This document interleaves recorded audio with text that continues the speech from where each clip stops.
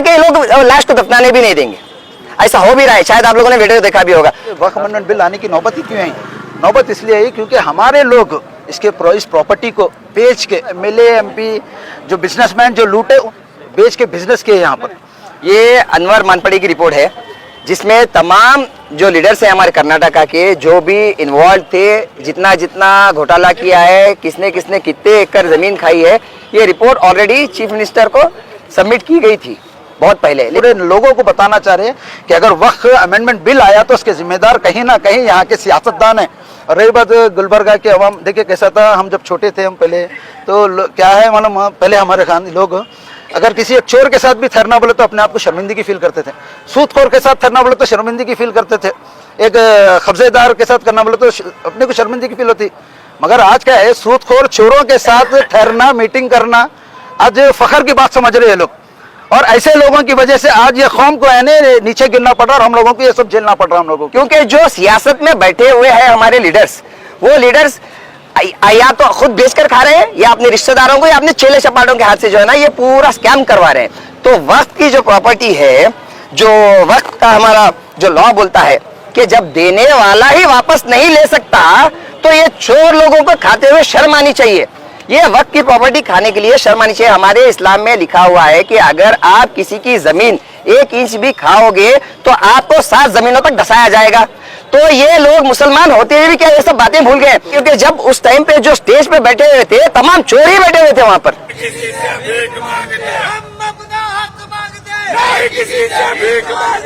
शाब्दी जनता परिवार ऑर्गेनाइजेशन से आज वक्फ अमेंडमेंट बिल को लेके आज प्रोटेस्ट रखा गया। यहाँ पर मुख्तलिफ ऑर्गेनाइजेशन, गुलबर्गा के तमाम organisation, social activist and even resident of Gulbarga, कई सारे लोग यहाँ पे, इवन अफजलपुर से, जवर्गी से लोग यहाँ पर आकर पार्टिसिपेट करे इस प्रोटेस्ट का। प्रोटेस्ट का एजेंडा बहुत क्लियर था कि ये वक्फ बिल को वापस लो। वक्फ बिल इसलिए वापस लेना है क्योंकि इसके अंदर जो एक्ट्स अमेंडमेंट करे से वो बहुत डेंजरस है वो, ठीक है। वक्फ बाय यूज़र एक ऐसा एक्ट है जिसमें क्या है, आपको 6 महीने के अंदर अपनी दरगाह, मस्जिद, खानखाएँ, खबरस्तान है, वो प्रूफ करना है कि वो आपकी प्रॉपर्टी है। अगर नहीं है तो उसको गवर्नमेंट में कंसिडर किया जाएगा और उसको तोड़ा जाएगा। बताइए, अगर ऐसा तोड़ा जाएगा तो क्या हिंदुस्तान के मुसलमान जो सेक्युलर सोच रखने वाले लोग खामोश बैठेंगे? इससे क्या है, दंगे फसाद बढ़ने के चांसेस है। हम चाहते हैं कि हमारे हिंदुस्तान के मुल्क में भाईचारा रहना, इससे भाईचारा खराब होता। और एक चीज़ मैं गुलबर्गा ने, पूरे कर्नाटक, पूरे हिंदुस्तान के अवाम को बताना चाह रहा हूँ कि ये वक्फ अमेंडमेंट बिल आने की नौबत ही क्यों आई? नौबत इसलिए आई क्योंकि हमारे लोग इस प्रॉपर्टी को बेच के बिजनेस किए यहाँ पर। वक्फ बोर्ड का काम था, रोल था यहाँ पे कि इसके वक्फ के प्रॉपर्टी जितने भी कमर्शियली बेचे जा रहे, कब्जे किए जा रहे, इसके ऊपर स्ट्रिक्ट एक्शन लेना। वो ना लेते हुए वक्फ बोर्ड भी इंजॉय करा इसका बेनिफिट, इसका रेवेन्यू इंजॉय करा गरीबों के लिए। मुझे 4 ऐसे कंट्रीब्यूशन, 5 ऐसे कंट्रीब्यूशन बताइए जो वक्फ बोर्ड की तरफ से गरीब मुस्तहिक लोगों के लिए हुआ, जो उनके लिए स्टैंड लेकर लड़ सके। तो वक्फ बोर्ड की तरफ से ऐसा कोई कारनामे नहीं हुए। और अब ये देखिए, रही बात अब ये पर्सनल लॉ बोर्ड की, आई रियली अप्रिशिएट कि पर्सनल लॉ बोर्ड वक्फ अमेंडमेंट बिल में आ रहा है और कंटिन्यूसली डे 1 से है और अपील कर रहा हूँ, अपील कर रहे हैं सब लोगों को क्या encourage। अब मैं पर्सनल लॉ बोर्ड से मैं ये पूछना चाह रहा हूँ कि जब मॉब लिंचिंग हो रहा, कई सारे मुसलमानों को मारा जा रहा, कई सारे मस्जिदों को तोड़ा जा रहा, बुलडोजर की पॉलिटिक्स चल रही है, तो कहाँ है ये पर्सनल लॉ बोर्ड वाले? जब इनको नजर नहीं आ रहा वक्फ बिल में ही ये लोग एक्टिवली काम क्यों कर रहे हैं? क्या ये वक्त को, हकीकत में लोग वक्त को बचाना चाह रहे हैं? क्या वक्त के जायदादों को जो एमएलए एमपी, जो बिजनेसमैन जो लूटे, उनको प्रोटेक्ट करना चाह रहे हैं? देखिए, मुझे पता है जब ये बिल, ये एक्ट बना, ये कानून बना, अब ये सुप्रीम कोर्ट में चैलेंज किए सो ये एक्ट को। हमारा प्रोटेस्ट से वो एक्ट, प्रोटेस्ट के लोगों के लिए करो, कानून ने बता, कानून बदलने के लिए अमेंडमेंट करना पड़ता फिर से इसको। ये मेरे को मालूम है, हम लोगों को मालूम है प्रोटेस्ट करने से, मगर प्रोटेस्ट का मकसद सीधा है कि हम पूरे लोगों को बताना चाह रहे हैं कि अगर वक्फ अमेंडमेंट बिल आया तो उसके जिम्मेदार कहीं ना कहीं यहाँ के सियासतदान हैं, यहाँ के बड़े बड़े बिजनेसमैन हैं, और ये वक्फ बोर्ड डिपार्टमेंट और पर्सनल लॉ बोर्ड भी है इसका जिम्मेदार। अब बताइए मुझे कि पर्सनल लॉ बोर्ड ऐलान कर रहे हैं कि अब हम पूरे हिंदुस्तान में एक वक्त पे हम प्रोटेस्ट करेंगे। मकसद क्या है अभी प्रोटेस्ट करने का तुम्हारा पूरे हिंदुस्तान में एक वक्त पे? क्या तुम प्रेशर बिल्ड करना चाह रहे बीजेपी वालों के ऊपर, कि प्रेशर बिल्ड कर आप ये करना चाह रहे कि आपके साथ जितने भी लोग जुड़े हुए हैं, जो काम कर रहे हैं, उनके प्रॉपर्टियों को सेव करने के लिए? आखिर क्या है ये? कॉमन एक छोटे बच्चे को भी मालूम है, सुप्रीम कोर्ट में चैलेंज करने के बाद पूरा इंडिया लेवल प्रोटेस्ट करने से सोल्यूशन नहीं है। सुप्रीम कोर्ट में स्ट्रिक्टली फाइट करना है इसके ऊपर।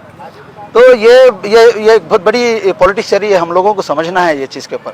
और रही बात गुलबर्गा के अवाम, देखिए कैसा था, हम जब छोटे थे, हम पहले तो क्या है मालूम, पहले हमारे खान लोग अगर किसी एक चोर के साथ भी ठहरना बोले तो अपने आप को शर्मिंदगी फील करते थे, सूदखोर के साथ ठहरना बोले तो शर्मिंदगी फील करते थे, एक कब्जेदार के साथ करना बोले तो अपने को शर्मिंदगी फील होती। मगर आज क्या है, सूदखोर चोरों के साथ ठहरना, मीटिंग करना आज फखर की बात समझ रहे हैं लोग। और ऐसे लोगों की वजह से आज ये कौम को है नीचे गिरना पड़ रहा और हम लोगों को ये सब झेलना पड़ रहा हम लोगों को। तो मैं वैसे लोगों से जो खुददार लोग हैं पूरे हिंदुस्तान में, हमारे गुलबर्गा में, उनसे कहना चाह रहा हूँ, भैया आप लोग बहुत अच्छे घर आने के, अच्छे खानदान के लोग हैं, आप किसके साथ ठहर रहे, किसके साथ मीटिंग कर रहे, वो भी हम लोगों को देखना है।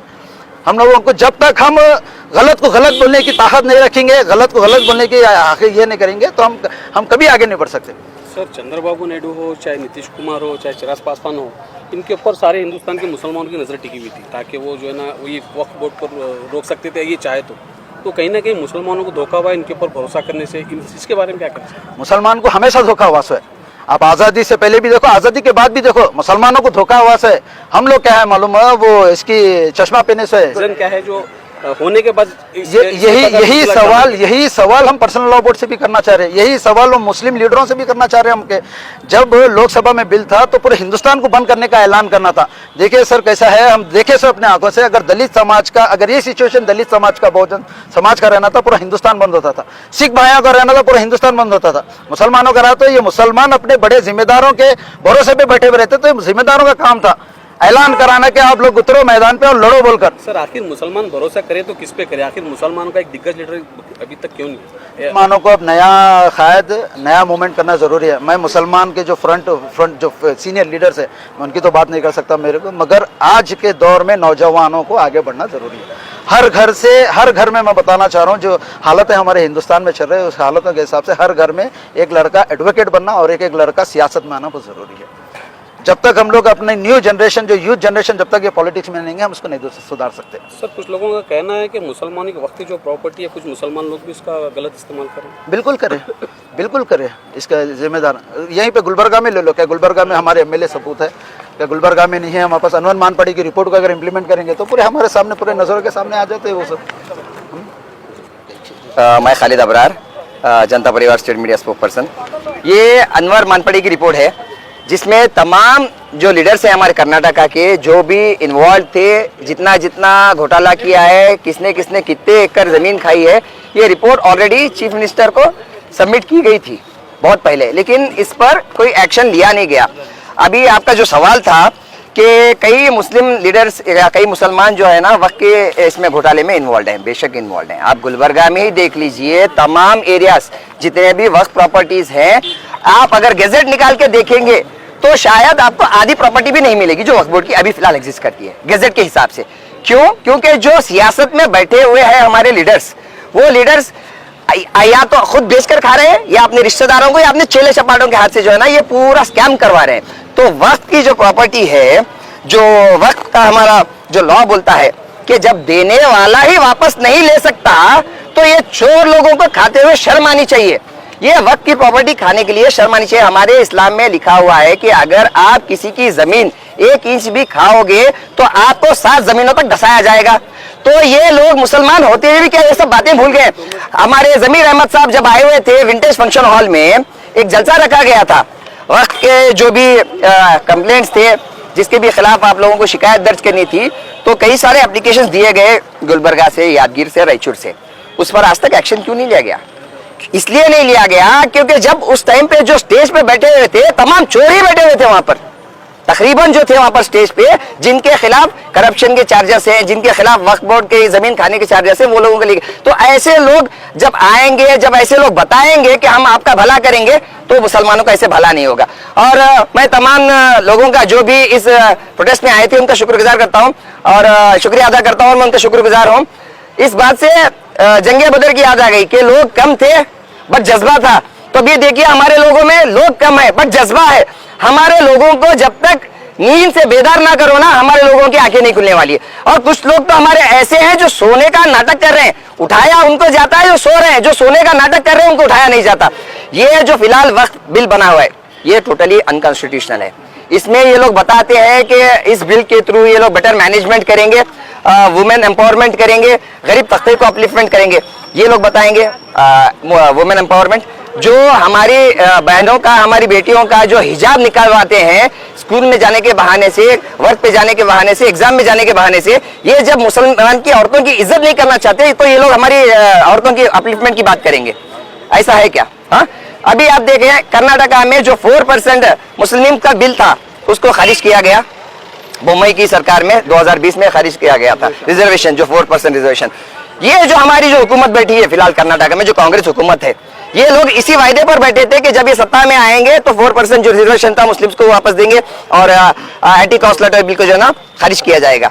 बट 2.5 साल हो गए अभी गवर्नमेंट बने हुए कर्नाटका में, यहाँ पर कुछ नहीं हो रहा है। चाहे बीजेपी हो, चाहे कांग्रेस हो, चाहे आरजेडी हो, चाहे जेडीएस हो, चाहे कोई भी पार्टी हो, ये लोगों को मुसलमान तबके की कोई चीज से कुछ लेना देना नहीं है। ये लोगों को सिर्फ मुसलमानों को वोट बैंक के जैसा यूज करना है।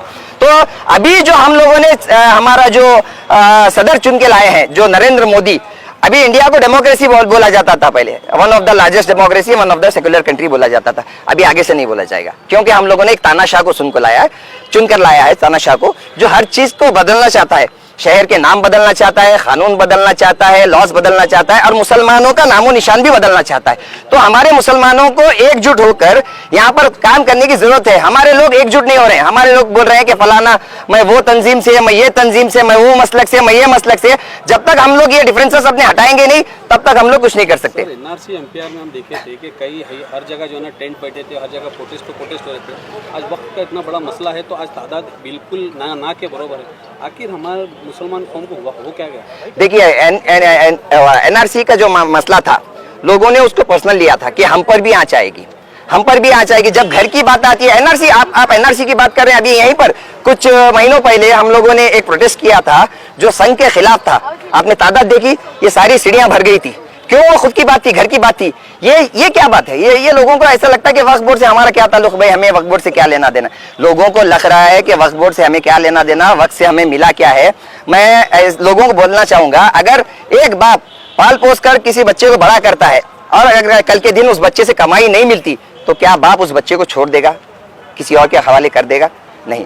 मुसलमानों को ये समझना चाहिए कि ये बिल हम लोगों के हुकूक, हम लोगों के हक के खिलाफ है। कल के दिन अगर किसी के घर में डेथ होती है, या मेरे घर में डेथ होती है, या किसी के घर में डेथ होती है, ये दिन भी आएगा कि लोग लाश को दफनाने भी नहीं देंगे। ऐसा हो भी रहा है, शायद आप लोगों ने वीडियो देखा भी होगा।